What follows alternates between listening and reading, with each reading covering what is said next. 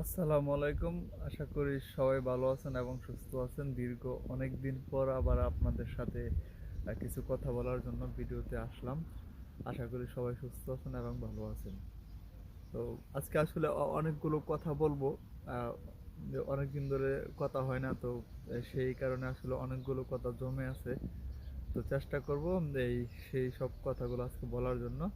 আর সবাই আসলে একটু ধৈর্য সহকারে কথাগুলো শুনবেন, যাদের প্রয়োজন আছে শুধু তারা। তো তার আগে একটা কথা বলে রাখি, আসলে আপনারা যারা ইউরোপ আসার চেষ্টা করতেছেন, আসলে এই চেষ্টা তো করতেছেন, করবেন, এটা সমস্যা নেই, কিন্তু পাশাপাশি সবার কাছে রিকোয়েস্ট, যারা বাংলাদেশে যা যা করতেছেন সেই কাজটুকু আসলে মনোযোগ দিয়ে করতে থাকেন। আপনার ইউরোপে আসার স্বপ্ন যদি আল্লাহ সফল করে তাহলে তো আলহামদুলিল্লাহ। বাট আপনি এই স্বপ্নের আশায় আসলে দেশে যা করতেছেন তার প্রতি আসলে মনোযোগ যেন ছিন্ন না হয়, মনোযোগ যেন অন্যদিকে সরে না যায়, সেই দিকটা আসলে খেয়াল রেখে ওই কাজটুকু আপনারা করার চেষ্টা করেন। আর আরেকটা বিষয় বলি যে আসলে যারা অনেক বেশি হতাশ হয়ে গেছেন আসলে এই বিদেশ আসা নিয়ে বা ইউরোপে আসা নিয়ে, অনেক আসতে গেলে অনেক সমস্যা হয়, অনেক এজেন্সির মাধ্যমে প্রতারিত হয়, অনেকভাবে অনেকে প্রতারিত হচ্ছেন বা চেষ্টা করার পর হচ্ছেন না, আহ, সফল হচ্ছে না। তাদের প্রতি রিকোয়েস্ট, আসলে আপনারা হতাশ হয়েন না, চেষ্টা করেন। আর ইনশাল্লাহ একটা ভালো কিছু তো অবশ্যই হবে। আপনারা তো নামাজ পড়েন, অনেক দেখবেন যে আসলে অনেক কিছু থেকে আপনারা নিজেদেরকে মানে অনেক বেশি শান্ত রাখতে পারবেন। আসলে নামাজ পড়লে যা হয় যে আপনি অনেক ধরনের চিন্তা ভাবনা করতে পারেন, অনেক খারাপ চিন্তা ভাবনা আপনার মনে চলে আসতে পারে, অনেক দুশ্চিন্তা চলে আসতে পারে, যেইগুলো থেকে আসলে আপনি আসলে অনেকটা মুক্ত পাবেন। আসলে আর আরেকটা বিষয় যে আসলে কে কি মনে করলো না করলো সেদিকে আসলে মনোযোগ না দিয়ে নিজের কাজটা ঠিকঠাক মতো করলে ইনশাল্লাহ আল্লাহর উপর ভরসা রাখলে দেখবেন যে আপনাদের অনেক কিছুতেই সফলতা হয়তো আসবে। হ্যাঁ, সবার হয়তো সফল হবেন না, তবে আসলে আল্লাহ কাউকে হতাশ করেন না, এতটুকু বিশ্বাস আল্লাহর উপর রাখলে আশা করি আহ, ভালো কিছু হবে। তো আসলে অনেকগুলো কথা বলে ফেললাম, আর সেই কথা হয়তো জানি না। যাই হোক, আমার কাজের কথায় চলে আসি, যে কথাগুলো আসলে আপনাদের সাথে শেয়ার করার প্রয়োজন ছিল। প্রথমত যেটা বলবো সেটা হচ্ছে যে অনেকে আমাকে জিজ্ঞাসা করেন যে এটা একটা গুরুত্বপূর্ণ কথা যে আসলে পোল্যান্ড আসলে কত টাকা লাগে। তো টাকার বিষয়টা আমি আবারও বলি, সেটা আসলে কোনো নির্ধারিত কোনো টাকা নেই। আপনি যার সাথে কন্ট্রাক্ট করবেন আর তার কন্ট্রাক্টের ভিত্তিতে আপনাকে আসলে পে করতে হবে, যদি আপনি কোনো মাধ্যমে ব্যবহার করেন আসার জন্য। আর কোনো মাধ্যম ব্যবহার ব্যতীত যদি আপনার সুযোগ হয়, কোনো ওয়ার্ক পারমিট ম্যানেজ করতে পারেন, কোনো কোম্পানির সাথে আপনার পার্সোনালি ডিলিং হয়, তখন তারা আপনাকে ওয়ার্ক পারমিট দিলে আপনি শুধু ইন্ডিয়াতে খরচ করবেন আর অ্যাপয়েন্টমেন্ট ডেট নেবেন আর ফ্লাইট করে চলে আসবেন। তো ধরেন 4-5 লক্ষ টাকা, 6 লক্ষ টাকার মধ্যে হয়ে যাবে। যদি কোনো মাধ্যম ব্যবহার না করেন, আপনি নিজের কাজটা নিজে করতে পারেন, নিজে নিজে যদি কোনো কোম্পানি ম্যানেজ করে তার কাছ থেকে ওয়ার্ক পারমিট নিতে পারেন, তো সেই ক্ষেত্রে আপনি শুধু এতটুকু করলেই হবে। যে আপনার 5 লাখ 7 লাখের মধ্যে আপনার কাজটা কমপ্লিট হয়ে যাবে, কারণ ইন্ডিয়াতে গেলে অনেক খরচ হয়ে যায়, 3-4 লক্ষ টাকা। তারপর আপনার ফ্লাইট প্রায় 1,20,000। তো এই হচ্ছে কথা। আর তাছাড়া আসলে কার সাথে কে কিভাবে কন্ট্যাক্ট করে তার উপর ডিপেন্ড করে আসলে আপনার ইউরোপে আসার, বা আপনি পোল্যান্ডের কথা যদি বলি, পোল্যান্ডে আসার জন্য আপনার কত টাকা লাগতে পারে। আশা করি বুঝতে পারছেন, সেটা 10 লাখ হতে পারে, 15 লাখ হতে পারে, অনেকে 17-18 লাখের কথা শুনছি। তো এটা স্ট্যান্ডার্ড একটা ভ্যালু যদি আমি বলি তাহলে 10 থেকে 15 এর মধ্যে হয় আর কি। তো আশা করি এই বিষয়টা এর চেয়ে বেশি খোলামেলা করে বলতে পারবো না। আপনি যার মাধ্যমে আসবেন, যার সাথে কন্ট্যাক্ট করবেন, তার সাথে আসলে এই বিষয়টা আপনি আহ, ভালোভাবে ডিসকাস করে নেবেন। অবশ্যই কাউকে টাকা দেওয়ার আগে বিশ্বস্ত কাউকে টাকাটা দিবেন, কারণ টাকা কাউকে দেওয়ার পরে তাকে পাওয়াটা অনেক বেশি কষ্টকর, সেটা মাথায় রেখে টাকাগুলো দিবেন। যাই হোক, তার পরবর্তীতে কথা হচ্ছে আপনারা আরেকটা কথা থাকে যে আপনারা আসলে ইউরোপের যে অনেকগুলো দেশ আছে তার মধ্যে আপনারা পোল্যান্ডের আসবেন, বা পোল্যান্ড আসলে আপনাদের জন্য কেমন হবে, বা পোল্যান্ডে কেন আসতে হবে, এরকম একটা বিষয়। সেটা হচ্ছে যে পোল্যান্ডের বিষয়টা বলি যে আপনি পোল্যান্ডে আসলে একটা যে মানে সুবিধাটা পাবেন সেটা হচ্ছে আপনি আসলে শান্ত শৃঙ্খল একটা দেশে আসতে পারবেন, যে দেশটা আসলে আপনাকে আহ খুব ভালো লিভিং স্ট্যান্ডার্ড দিবে। আপনার এখানে কোনো আহ, অন্য অন্য ইউরোপের দেশ থেকে আপনি বলতে পারেন জার্মানি, তারপরে ফ্রান্স, তারপরে ইতালি, ওইখানে যে স্ট্যান্ডার্ড লিভিং তার চাইতেও অনেক বেশি বেটার স্ট্যান্ডার্ড লিভিং পাবেন। এখানে অবশ্য কোনো অবৈধ কোনো প্রবাসী নেই, আর এটা থাকার কোনো সুযোগই নেই। আপনি যারাই পোল্যান্ডে আসতেছেন সবাই কাজ করতেছে, সবার জব আছে, কিছু না কিছু কেউ না কেউ করতেছে, এতটুকু নিশ্চয়তা পোল্যান্ডে আছে। আর আরেকটা, আমি কোনো দেশকেই আমি নেগেটিভ কিছু বলতেছি না, তবে আপনি ফ্রান্সের কথা বলেন, ইটালির কথা বলেন, কোনো দেশে আপনাকে কাজের নিশ্চয়তাটা তেমনভাবে দিবে না যতটা নিশ্চয়তা মানে পোল্যান্ডে। ইনশাল্লাহ আপনাকে শতভাগ কাজের নিশ্চয়তা পাবেন।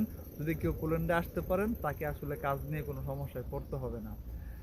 এটা হচ্ছে একটা বিষয়। আর আরেকজন একটা বিষয় জিজ্ঞাসা করতে চাইছিল যে আসলে এই ব্যাংক স্টেটমেন্ট নিয়ে আসলে কি বলা যায়। ব্যাংক স্টেটমেন্ট এটা একটা মানে কি বলবো, খুবই সহজ একটা কাজ, একেবারে সিম্পল একটা কাজ। ধরেন এই পর্যন্ত আজকে কেউ পারমিট জমা দিয়েছেন, বা ধরেন আজকে পারমিট কেউ পাইছেন, মানে একটা ওয়ার্ক পারমিট আপনি পাইছেন, কিন্তু আপনার ব্যাংক কোনো অ্যাকাউন্ট নেই। তো ভাই ব্যাংক অ্যাকাউন্ট নেই, ব্যাংকে যাবেন, ব্যাংকে গিয়ে অ্যাকাউন্ট করতে লাগে হচ্ছে আপনার 5-7 মিনিট বা 10 মিনিট বা আধা ঘন্টায় ধরলাম আপনার লাগলো। তাহলে আধা ঘন্টা আপনি লেনদেন শুরু করেন, আপনি ইন্ডিয়াতে ফাইল আজকে পারমিট পেলেও আপনার ইন্ডিয়াতে যেতে অন্তত 2-3 মাস সময় লাগবে। এর ভিতরে আপনার লেনদেন করলো তো আপনার ব্যাংক স্টেটমেন্ট হয়ে যাবে। তো এটা নিয়ে এত টেনশনের কিছু নেই, আপনি চেষ্টা করেন। আর ওই ব্যাংক স্টেটমেন্ট নাই কথাটা বলার আগে আপনি ইউরোপে আসবেন, আপনি একটা ব্যাংক অ্যাকাউন্ট খুলে ফেলেন, শেষ ঝামেলা। তো এটা একটা শোন। আরেকটা খুবই গুরুত্বপূর্ণ বিষয় যে আসলে অ্যাপয়েন্টমেন্ট ডেট পাওয়া যাচ্ছে না, এই নিয়ে আসলে অনেক বেশি কনফ্লিক্ট তৈরি হচ্ছে। তো সেটা হচ্ছে অনেকে আবার বলতেছেন যে সরাসরি এম্বাসিতে ফাইল জমা দেওয়া যায়। তো আমি এই বিষয়ে যে খোঁজ খবর নিয়ে দেখলাম যে আসলে সরাসরি এম্বাসিতে ফাইল জমা দেওয়া যায় না। এখন বিএসএফ এর মাধ্যমে ফাইলটা জমা দিতে হবে। সরাসরি ফাইল জমা দেওয়া বলতে যে এটা আসলে একটা কথা ভাইরাল হয়েছে, সেটা হচ্ছে যে বিএসএফ এর মধ্যেই আপনি ফাইলটা জমা দিতে পারবেন অ্যাপয়েন্টমেন্ট ডেট ব্যতীত। এখন যারা এই কাজটা করে তারা দু একজনের সাথে আমার কথা হয়েছে, কিন্তু এই ফাইলটার যে আপনি বিএসএফ ফাইলটা জমা দেওয়ার পর আপনার একটা ট্র্যাকিং নাম্বার দেবে, আপনার ওই যে ফাইলটা আপনার কোন অবস্থায় আছে, কোন কন্ডিশনে আছে সেটা জানার জন্য আপনার একটা ট্র্যাকিং নাম্বার থাকবে। কিন্তু ওদের মাধ্যমে ফাইল আপনি বিএসএফ এ জমা দিবেন, ওরা নিয়ে ফাইলটা জমা দিবে, আপনার যেতে হবে না, কিন্তু ট্র্যাকিং নাম্বার থাকবে না, আপনি অনলাইনে চেক করতে পারবেন না। কিন্তু আপনাকে একটা রিসিপ্ট দিবে, যে সেম বিএসএফ এর মধ্যে একটা রিসিপ্ট দিবে। এই রিসিপ্ট দিয়ে আপনি ট্র্যাকিং করলে আপনার ফাইলটাকে কোনো কোথায় আছে, কোন অবস্থায় আছে, কোনো স্ট্যাটাস পাবেন না। ওরা একটা সময় দিবে যে 15 দিন পরে, 20 দিন পরে ফাইলটা নিয়ে আসেন বা ফাইলটা নিয়ে যান, আপনার ফাইলটা ব্যাক করছে। তা আপনি এইবার বুঝতে পারছেন যে আসলে এটা কি বিএসএফ এ ফাইল অরিজিনালি জমা দেওয়া হবে কি না। যদি বিএসএফ এ ফাইল কোনো জমা দেওয়া হয়, অবশ্যই আপনি ট্র্যাকিং করতে পারবেন। অনলাইনে ঢুকে আপনার ট্র্যাকিং নাম্বার দিয়ে, আপনার অ্যাপ্লিকেশন নাম্বার দিয়ে আপনি ট্র্যাক করলে আপনার ওই ফাইলের যে কন্ডিশন, কোন অবস্থায় আছে, কখন আপনার ফাইল জমা দিয়েছেন, পুলিশ এম্বাসিতে ফাইলটা গিয়েছে এবং ওখান থেকে ফাইলটা আবার ব্যাক আসবে, এগুলো জানতে পারবেন। সো বুঝতে পারছেন যে এটা আসলে কোনো অপশন নাই। হ্যাঁ, এটা হচ্ছে একটা মিথ্যাবাদী, যারা যারা মানুষের টাকা পয়সা মেরে খাওয়ার ধান্দা থাকে তাদের কাজ। তো এই হচ্ছে। আর অ্যাপয়েন্টমেন্ট ডেট এখন হচ্ছে, অ্যাপয়েন্টমেন্ট ডেট অ্যাভেলেবেলি পাওয়া যাচ্ছে, যদিও টাকা যাচ্ছে 1,50,000-এর মতো সাপোজ, আনুমানিক, আমি ফিক্স বলতেছি না। আর আরেকটা বিষয় হচ্ছে যে যারা এখন অলরেডি তাদের হাতে যাদের ফাইল আছে, যারা ওয়ার্ক পারমিট পেয়ে ফেলছেন, তারা দ্রুত ফাইলটা জমা দেন, এখন ভিসা হওয়ার সম্ভাবনা অনেক বেশি। এতটুকু বলতে পারি, এখন ভিসা হওয়ার সম্ভাবনা অনেক বেশি আগে। কারণ এখন যদি ফাইল ঠিকঠাক থাকে ধরে রাখতে পারেন ইনশাল্লাহ আপনার ভিসা হবে। এতটুকু ভালো খবর আপনাদেরকে দিতে পারি।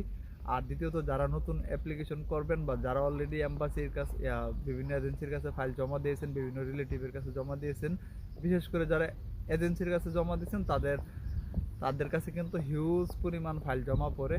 তো তাদের সাথে আপনারা কমিউনিকেশনটা বিল্ড আপ করেন, তাদের সাথে রেগুলার যোগাযোগ করেন। কারণ হচ্ছে যে আপনার একটা সিরিয়াল আছে, যে আপনি ফাইলটা জমা দিয়েছেন, আপনার সিরিয়াল অনুযায়ী আপনার ফাইলটা যাবে। এটা খুবই স্বাভাবিক একটা বিষয়, একটা সময় সাপেক্ষের ব্যাপার। কিন্তু ঘটনা হচ্ছে যে বেশিরভাগ এজেন্সি যে কাজটা করে, ধরেন আপনি ফাইল দিয়েছেন 6 মাস আগে সাপোজ, এজেন্সির হাতে এই মাসে হয়তো 15টা 20টা ওয়ার্ক পারমিট পাওয়ার সম্ভাবনা আছে। তো ওই এজেন্সিগুলো কি করে, সেই এজেন্সিগুলো অনেক সময় এই কাজটা করতে পারে যে যারা আগে ফাইলটা জমা দিচ্ছে তাদের ফাইলটা রেখে দেয়, নতুন যাদের কাছ থেকে ইমার্জেন্সি টাকা নিছে বা বলছে যে আপনার ফাইলটা আমি 1 মাসের মধ্যে ব্যবস্থা করে দিব, ওই যাদের কাছ থেকে টাকা নিছে বেশি, হয়তো একটু আপনি যা দিচ্ছেন তার চেয়ে একটু বেশি নিচে নিয়ে ওই ফাইলটা ঢুকিয়ে দিচ্ছে, আপনার ফাইলটা রয়ে গেছে।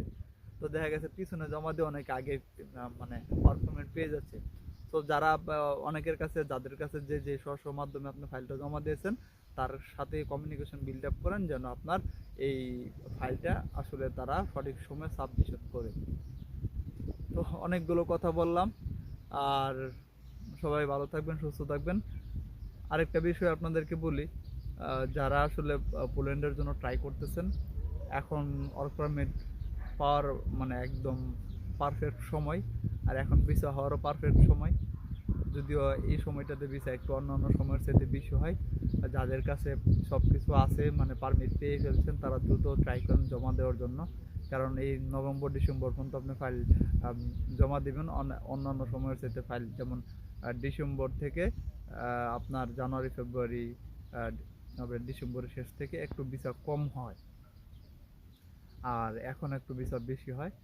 তো যেটা হচ্ছে যে ফাইল আপনি জমা দিবেন, সমস্যা নেই, আপনি জমা দেন, কিন্তু অবশ্যই ভাই রিকোয়েস্ট যে আপনার ফাইলটা সঠিক কিনা। আপনাকে একটা ফাইল এডিট করে বানায় দিতে পারে, এটা আধা ঘন্টার কাজ। মানে ফাইল, যে কারো ফাইলে আপনাকে ম্যানেজ করে আপনার এখানে এডিট করে একটা, আপনার টাকা তো আপনি দিবেন, অ্যাপয়েন্টমেন্ট ডেট ম্যানেজ তো সে আপনার টাকা দিয়েই করবে। তো আপনার টাকা দিয়ে সে একটা অ্যাপয়েন্টমেন্ট ডেট অরিজিনালি নিল, সমস্যা নেই, কিন্তু যে ডকুমেন্ট আপনার সাথে কন্ট্যাক্ট করা সেটা আপনাকে সে ফেকও করে দিতে পারে। আপনি একটা একটা ফেক ডকুমেন্ট, একটা ফেক ওয়ার্ক পারমিট বানাইতে আপনার 10-15 মিনিটের বেশি সময় লাগার কথা না। তো সবাই একটু খেয়াল রাখবেন, আপনারা যারা এজেন্সির মাধ্যমে ফাইলটা জমা করাচ্ছেন বা এজেন্সির মাধ্যমে যারা কাজ করবেন, তারা অবশ্যই ওয়ার্ক পারমিট পাওয়ার পর কোম্পানির সাথে একটু কমিউনিকেশন করে নেবেন, কোম্পানি অবশ্যই আপনাকে রেসপন্স করবে। আর যদি আপনার পরিচিত আত্মীয় স্বজন বা কারোর মাধ্যমে জমা দেন, তাহলে তো আলহামদুলিল্লাহ কোনো সমস্যা নেই, সে তো আপনার জন্য চেষ্টা করবে যথাসম্ভব। কিন্তু যারা এজেন্সিতে কাজটা করবেন তারা অবশ্যই পারমিট পাওয়ার পরই ওই কোম্পানির সাথে, কোম্পানির মোবাইল নাম্বারও দেওয়া থাকে, ইমেল নাম্বার দেওয়া থাকে, মোবাইল নাম্বারে হোয়াটসঅ্যাপে আপনারা তাদের সাথে কমিউনিকেশন করতে পারেন, গুগল ট্রান্সলেটর ব্যবহার করে আপনারা এটা করতে পারেন। তো সবাই ভালো থাকেন, সুস্থ থাকেন, আমার জন্য দোয়া করবেন। ইনশাল্লাহ আপনাদের জন্য ভালো কিছু করার চেষ্টা করব। আল্লাহ হাফেজ।